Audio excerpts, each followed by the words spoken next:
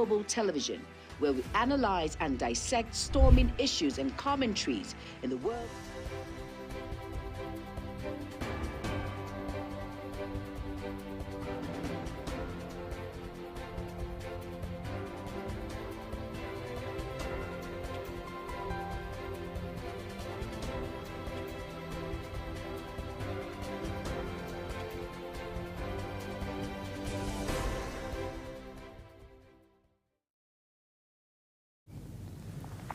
On Global TV News Prime tonight, the Secretary to the Government of the Federation urges Nigerians for anti-hunger protests.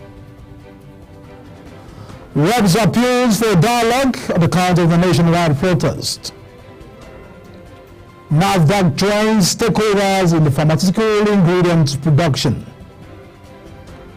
In business news tonight, federal government gives reason for not disclosing centers for sale of rice.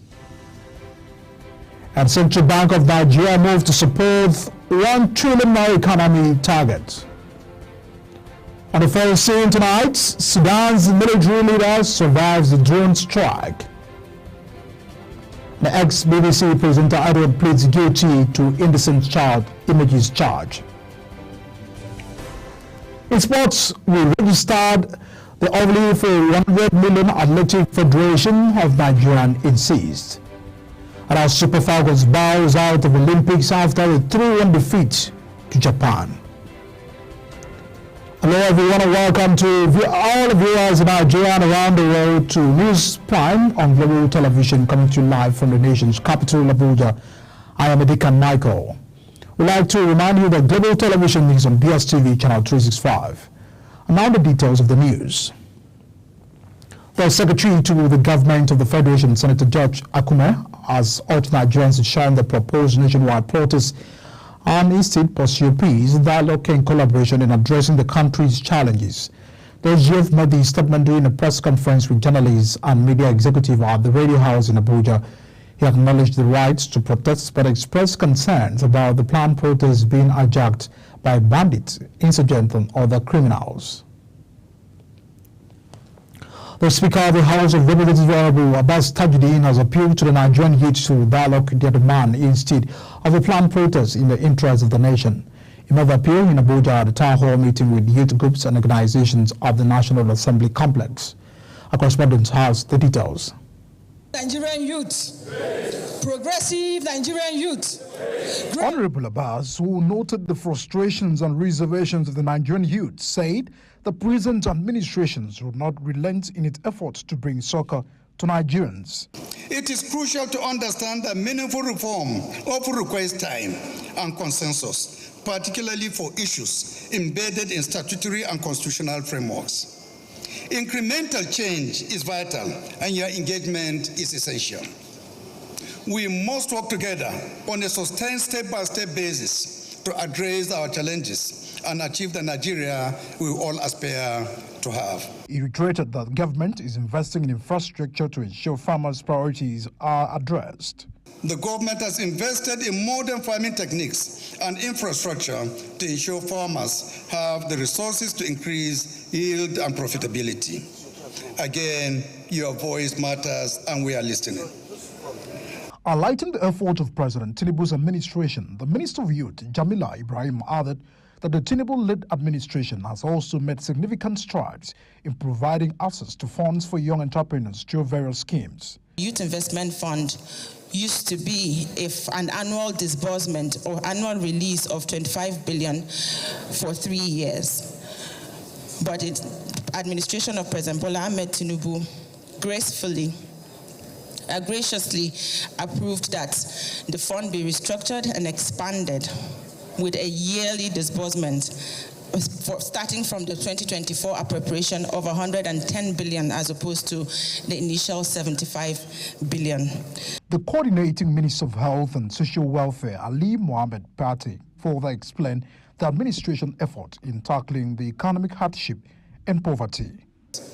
For us in health, we focus on the poorest and most vulnerable, our mothers. Everyone here has a mother. Let them survive. That's why we're expanding primary health care. More than 8,800 of them reached. More than 2 million Nigerians in the last 1 year access healthcare through the Vulnerable Groups Fund, in addition to the others who are insured. We're investing in upgrading cancer infrastructure across the country, 6 geopolitical zones. We'll soon be groundbreaking of 10 major hospital infrastructure.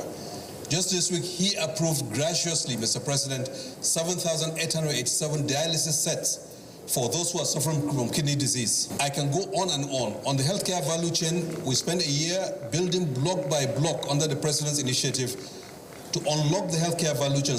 Speaking on behalf of youth groups, the All Progressive Congress youth leader, Israel Dayo, urged the youth to remember that nation building is the collective task and stressed the need to shun violence and embrace dialogue in resolving the issues at stake. Our government must please do its best to make the work of the president come out and be proactive rather than reactionary.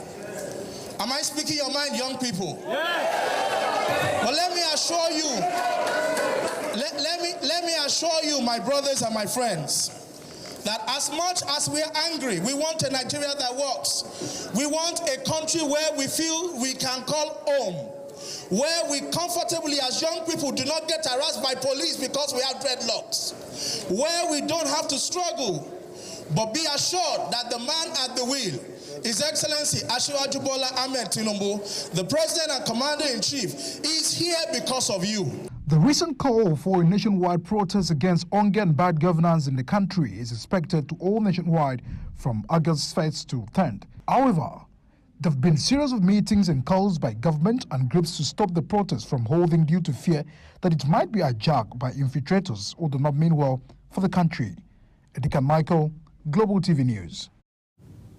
Meanwhile, a member representing Ido-Osi Federal Constituency in Ekiti State, Honorable Kawale Akinloyo, has enjoined Nigerians to shelve the planned protests to give the federal government more time to execute its laudable programs. Akinloyo, while speaking to journalists shortly after a town hall meeting organized by the House of Representatives, said the protest was not the solution to challenge the administration, which is working tirelessly to solve. We go to the youth that they should temper justice with mercy. They should be patient with Mr. President, that the President has a very laudable programs, especially for the youth. They should please exercise patience more and see what will come after this negotiation, because every war ends on the round table. So we should not use anger and destructive tendency to destroy our nascent democracy, especially the government infrastructure, because this infrastructure are built by taxpayers' money. It's our money. So they should please think twice and relax a bit and give the government a chance to prove beyond reasonable doubt. So what I will tell you is, are you saying the youth are more democrat than the president? No, because if you're going back... Well, Inspector General of Police Kayode Egbetokun has met with lawyers and activists who have spoken in support of peaceful planned protests by young Nigerians against the government policies. Others who attended the virtual meeting include the police spokesperson Majura Adejobi, the senior advocate Femi Falana, and Abun Adeborowa, and human rights lawyer Inibede Effiong. Effiong, who had pledged legal support for arrested protesters, provided some details of discussions at the meeting. The meeting is believed to be part of the Nigerian government effort to prevent the planned protests by young Nigerians from turning violent. Now, ahead of Thursday's planned nationwide protest over hunger and the hardship of the country, the Center for Democracy and Development West Africa has expressed concern over the threats and responses. The director of the center, Dr. Dauda Gariba, has urged the Nigerian government to respect citizens' right to peaceful assembly. He said by upholding citizens' rights to protest, the government can ensure a peaceful two-way exchange by listening to the voices of and feedback from citizens. The National Agency for Food and Drug Administration and Control has trained stakeholders in the comprehensive knowledge and practical skills on various aspects governing the active pharmaceutical ingredient manufacturing. NAFDAC in the two-day program recognized the need to encourage build capacity and strengthen the regulators and local manufacturers with all that required to explore their critical area in the healthcare system, thereby improving the access to safe, effective, and affordable medicines. And our former President Olusegun Obasanjo has identified this continuity as a major barrier to public service reforms in the country.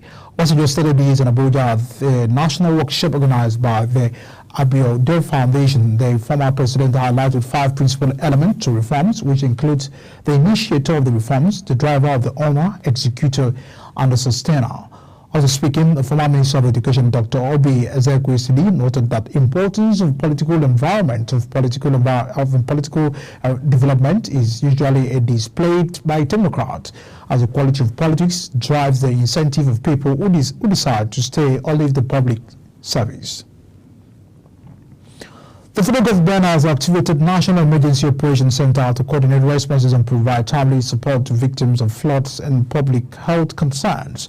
The Director General National Emergency Management Agency, NEMA, Zobeda Umar, discloses at the National Emergency Coordination Forum held in Abuja. The forum brought together stakeholders to reveal the current flood situation and strengthen mitigation and response strategies across the country. The Imo State Governor Hope Uzodimma has called on the Southern Nigeria Traditional Rulers Council from the 17th state of the region to reach out to the northern counterparts. It's the country. Uzodimma spoke Nigerian Traditional Rulers Council in Owerri by President Bola Ahmed Tinubu, represented by the Secretary to the Government of the Federation, George Akume. Kikolomo has the details. This is the first time in the history of the southern Nigeria for traditional rulers from the 3 regions to come under one roof to chart a way forward for their people. Traditional rulers from the 17 states of the southern Nigeria gathered in Owerri, the Imo State capital, for the inauguration of their council. The inauguration saw the Oni of Ife, Oba Adeyeye Enito Ogunwusi, as the chairman of the Southern Nigerian Traditional Rulers Council, while the co-chairman, Obi of Obinugu, His Royal Highness Eze Cletus Ilomoya, and His Royal Highness King Jaja of Opobo, then they say Douglas Jaja. The Imo State Governor, Hope Uzodimma, urges the traditional rulers to do all their best to reconcile their differences and love one another genuinely, while charging them to reach out to their counterparts in the northern part of the country so as to forge a lasting national unity for the peace, progress, and development of the country. I charge you to reach out to your counterparts in the northern part of the country and forge a lasting national unity for the interest of peace, progress, and development of the country.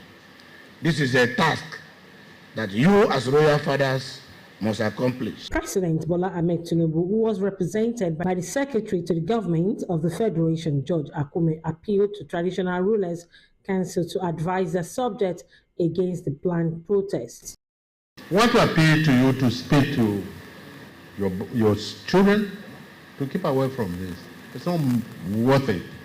And those who are organizing protests, 99% are not in the country. The chairman, Southern Traditional Rulers Council, and Oni of Ife, says the coming together of the monarch is to synergize for peace in Nigeria and uphold the rich cultural heritage. It's about time for all of us to come together as Southern Nigerian Monarchs Forum for us to uphold our rich heritage.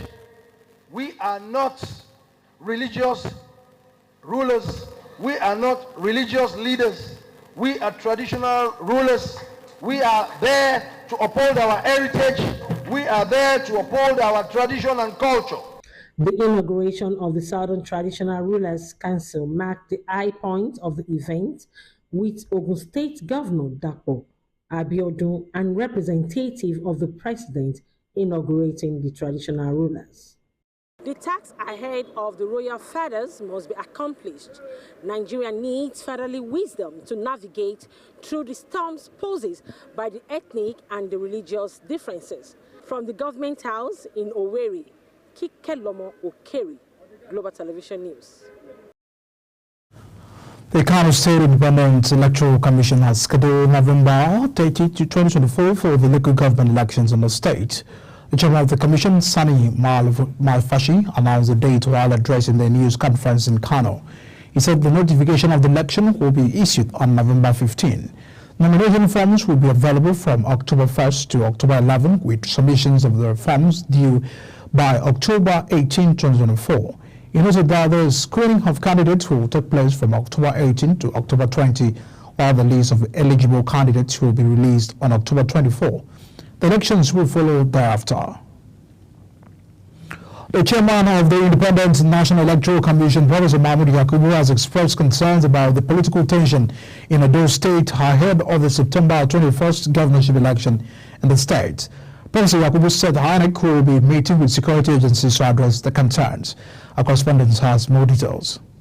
The INEC chairman, speaking at the quarterly meeting with civil society representatives in the commission headquarters Abuja, called the attention of the stakeholders to the recent political crisis in Edo, leading to attacks on its local government offices and physical confrontations among candidates. We are concerned about the safety of candidates, agents, and supporters, as we are about the security of our own officials, security of observers, journalists, service providers, and above all, the voters. Speaking on the preparation for the election, the INEC chairman revealed that additional bimodal voter accreditation system machines had been provided to the Edo State to train election duty personnel and to provide contingency support on election day. Campaign by political parties and candidates is in full swing in both Edo and Ondo states. We urge you to intensify your advocacy for peaceful elections, including engagement with stakeholders. The Commission finds the recent event in Edo State, resulting in the deaths of a security personnel, worrisome. Happily, there has been no incident known to the Commission since then. Nevertheless, the Commission will meet with security agencies as early as Friday this week under the auspices of the Interagency Consultative Committee on Election Security. The INEC chairman also observed that with 52 days to the election in Edo State, some parties were yet to submit the list of their polling and coalition agents. It therefore called on party leaders to expedite their registration and upload the requirements on the portals, adding that the final register for the 2024 governorship elections in Edo and Ondo State are being finalized. The representative of Center for Credible Leadership, Nwambu Gabriel, noted that as a key player in the political process, civil society organizations remain steadfast in their commitment to ensuring electoral integrity. The level of preparedness is very high. Consequently, we acknowledge and commend the opening remarks made by the Honorable Chairman, Professor Mahmood Yakubu, which highlighted the importance of transparency, accountability, inclusivity, and conducting free, fair, and credible elections as we march towards Edo and Ondo governorship elections, respectively. He added that the organizations were dedicated to upholding the sanctity of the ballot box, respecting the will and mandates of the people, and promoting political stability as well as the well-being of Nigerians. Edikan Michael, Global TV News. A Nigerian singer and songwriter Onyeka Onowenu is dead. She died at the age of 72, having collapsed after a performance at the birthday party. Ogochigiro has the details. Late Onyeka Onowenu, who was also an actress, human rights activist, journalist, and a politician, started her musical career in the early 80s with her first song, Ekwe. The deceased, who hailed from Imo State, was a former chairperson for Imo State Arts and Culture. In 2013, was appointed Executive Director and Chief Executive Officer of the National Center for Women Development. She was nominated for different awards, including the award of Best Actress in a Leading Role. She is survived by 2 sons. Late Onyeka Onowenu would be remembered by her hit song, One Love, released in 1991.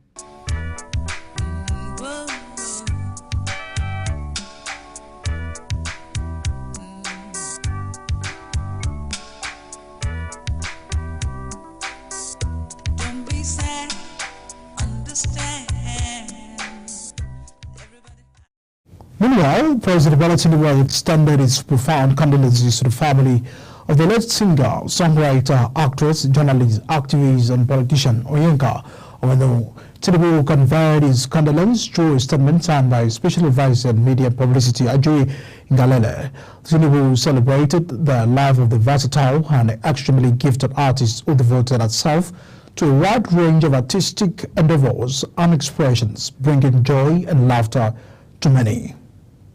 He extended his condolences to the entertainment industry and the state government and the numerous fans of the departed star over the immeasurable loss. Professor Ali Patami has re-emphasized the importance of soft skills over academic qualifications to achieve prosperity in any career, urging the government to integrate the skills into the curriculum.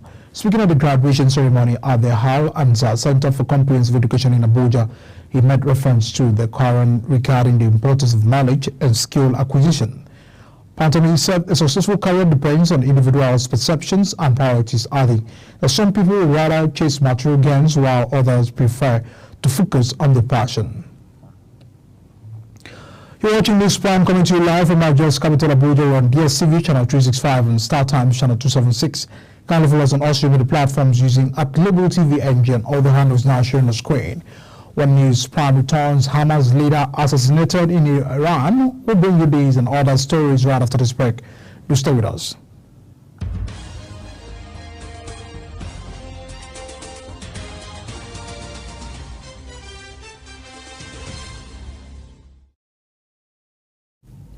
Welcome back. Stay with us on News Prime. Amount of business, President Bola Tinubu has approved a monthly stipend of 50,000 naira for 10,000 youths in the Niger Delta to alleviate the current economic hardship.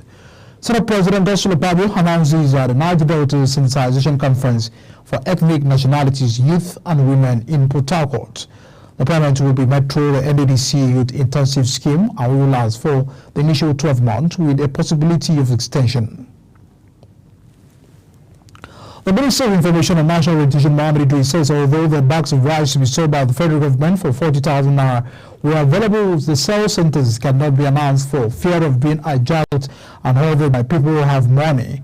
Recall that the federal government, through the minister on Monday, said it had created centers across the country where Nigerians could purchase 50 kg bags of rice for 40,000 naira.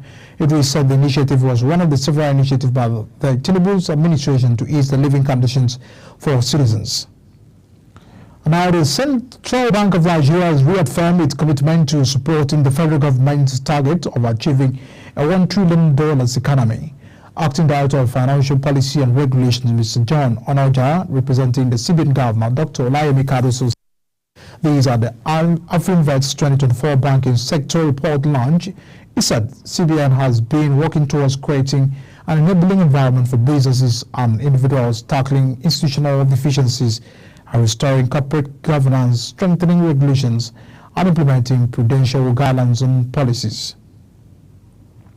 In a bid to cushion the effect of the inflationary trend in the country, the federal government, through the Nigeria Customs Service, has suspended import duties and taxes on some items to make them more affordable for Nigerians.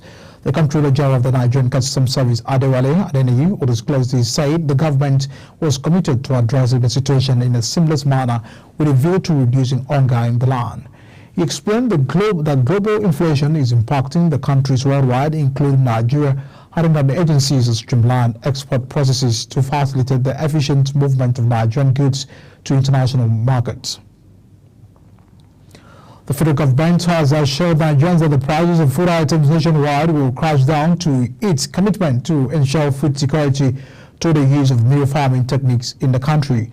The Minister of State for Agriculture and Food Security, Dr. Aliyu Abdullahi, said this in Abuja at the 48th annual conference of the Soil Science Society of Nigeria, said the government is fully aware of the current food crisis in the country. Abdullahi explained that the government was exploring the various indices to ensure food security in the country. And to follow soon, Hamas top political leader Ismail Haniyeh has been killed in Iran. In a statement, the Palestinian group said Haniyeh, who lived in exile, was killed after a treacherous Zionist attacks on his residence. The senior Hamas officials, Moussa Abu, said the assassination is a cowardly act that will not go unpunished. Iran's Islamic Revolutionary Guard Corps also confirmed that Haniyeh's death hours after his swearing-in ceremony for the country's new president, Masoud Pezeshkian. And our United States Democratic presidential candidate Kamala Harris launches a searing attack on Donald Trump, telling her biggest campaign rally yet that the momentum was shifting in the White House race and daring the Republican to debate face-to-face. Vice President Harris' trip to Atlanta, Georgia comes as we reorganize the Democrats regard the swing state as being in play after it looked beyond the hope under the President Joe Biden before his shock withdrawal from the 2024 election. The presumptive Democratic nominee is aiming to expand the party's 2024 battleground map and appeal to young black voters, delivering a firm 20-minute speech to about 10,000 supporters in a packed arena and pledging that Americans are not going back to the failed policies of Donald Trump. Former BBC News anchor Hugh Edwards, one of the most recognizable faces on UK television, pleaded guilty to 3 counts of making indecent images of children. The 62-year-old who resigned from the BBC in April on medical advice 6 months after he was arrested faces the maximum prison sentence of 10 years and a minimum of 12 months. Under the English law, electronic communications involving indecent imagery of children, including receiving and downloading pictures and videos, can constitute the offense of making indecent images of children. Now, Sudan's military leader Abdel Fattah has survived an assassination attempt. The army spokesman Nabil Abdullah, who announced this in a statement, blamed the paramilitary rapid support forces, of which the army has been battling for the last 16 months, for the control of the country. And now to sport news tonight, the Athletics Federation of Nigeria says the body can't explain how the name of the women's 100 meters national champion Favour Ofili is missing from the women's 100 meters event of the Paris Olympics Games, insisting she was registered for the 100 meters, 200 meters and the women's 400 meters relay. The technical director, Samuel Onikeku, however, said that the body was as shocked as the athlete over the development. Super Falcons of Nigeria have crashed out of the Paris 2024 Olympics after losing 3-1 to Japan. Japan raced to 2 goals up by the Michael Hamona and in the opening minutes before wrapping up in the victory with another goal by the Akiri after Jennifer again thought she had given the Nigerians a lifeline. Around 2 years after the Tokyo's Olympics were held amidst strict precautions and with no fans because of the global COVID-19 pandemic, there is now another fear of disease in Paris. The virus has forced athletes to withdraw from the event at the Paris Games and has overdonning marks again. Several athletes have tested positive, including the Australian swimmer Lani Palestina. Now, as we wrap up the global news prime, let's take a look at the top stories. The Secretary to the Government of the Federation urges Nigerians to shun calls for anti-hunger protests. At the national protest, the National House of Representatives has appealed for dialogue. NAFDAC trains the stakeholders in pharmaceutical ingredient production. Our federal government gives reason for not disclosing centers for sale of rice. And CBN moved to support $1 trillion economy. Target, says Cardoso. Unfortunately, Sudan's military leader survives the drone strikes. Ex-BBC presenter Edwards pleads guilty to indecent child images charge. And that's a package on News Prime, coming to you live from Nigeria's capital Abuja on DSTV channel 365 and StarTimes channel 276. Kindly follow us on all streaming the platforms using our Global TV NG and all the handles now showing the screen. I'm Adika Maka. Many thanks for staying with us and watching. See you again.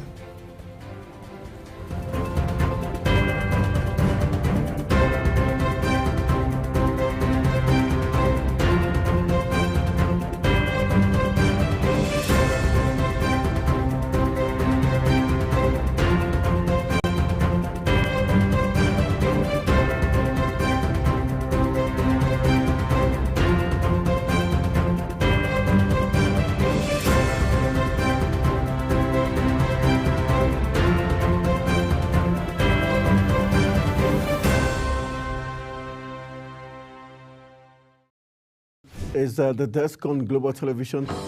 Nigeria, come join Anthony Momodu on television's most compelling and facts-finding talk live show.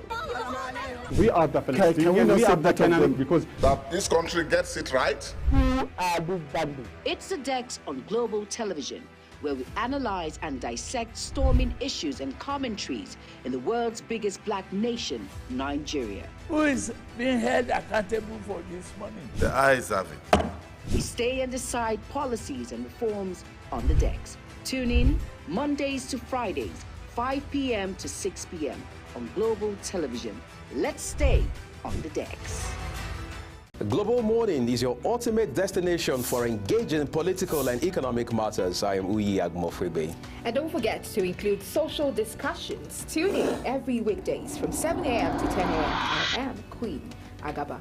For insightful breakfast ideas, business summaries, sports highlights, international and local news perspective, I am Anthony Momodu. Don't miss the in-depth analysis of current and political issues by the Global Morning.